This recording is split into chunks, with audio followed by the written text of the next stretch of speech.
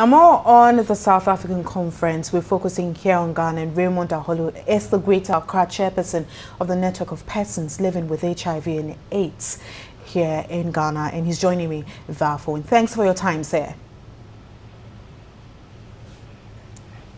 Do I have Raymond Aholu on the line? Yeah, exactly. I'm Raymond Aholu. Now, Raymond, we've been following this conference in South Africa, and some of the concerns that came up is that although attention is being given to HIV, global concerns like terrorism, economic crisis is affecting the attention that was given to HIV and AIDS some years ago. Here in our country, Ghana, what do you make of the fight against HIV and AIDS in the last decade, looking at these concerns I've touched on?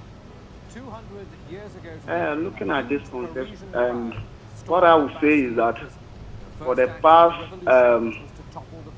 2 years and last year, we were having a lot of challenges like shortages of antiretroviral and all that, and we were raising a lot of press conferences to sensitize the government of Ghana and the stakeholders for them to be aware how difficulties we are facing in terms of the shortages. But what I would say is this year we have not had any shortages yet, and I would also say that we have availability of drugs now in the system, and for the drug at the facilities and everybody going to his facility or her facility to access drug, we don't have any challenges now. So we are only praying that this keep on going, or it keep on going like this. So we are happy for now. But we don't know either is because this year is an election year, that is why they are because the whole thing, our drug system earlier on, initially they were using it as a political platform and all this. Okay. Now, Raymond, HIV and AIDS patients, one way or the other, have suffered discrimination and all forms of discrimination in other countries still, right? Is that the situation here in Ghana, or it has changed? You say it discrimination. I'm talking about discrimination. Yeah. Discrimination. Yes. Discrimination is always happen. It also it is rare here in Ghana. It affects us in Ghana here.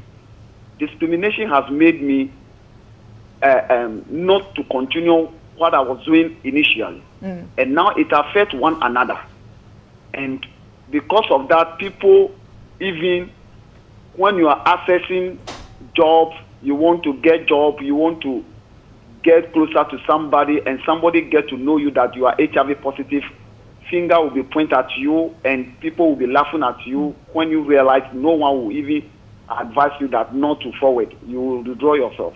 So it is weird. And as someone living with a condition, it's come up over and over again, and you're just mentioning this. How best do you think we can deal with discrimination in this country? Discrimination, as at now, Stretch has taken it up. This is what we have. We work with a Stretch in collaboration. So when we are being discriminated or we are being stigmatized, we log in or we report directly to Stretch to take over. And what the problem, the challenge that we are facing with Stretch is when you log in, even this morning a friend called me telling me that he has logged a complaint almost 6 months now. There was a complaint that was logged at Stretch for more than 1 year and it has not been resolved. So discrimination and stigma keep on going. So I don't know how we can, discrimination is not it's not limited for people living with HIV alone. It is all over. Even you go to a place, somebody sees you to be higher than you, he doesn't even want you to sit back. He's discriminating. So discriminating, if there will be any measure, I don't know yet. All right, well, thank you very much.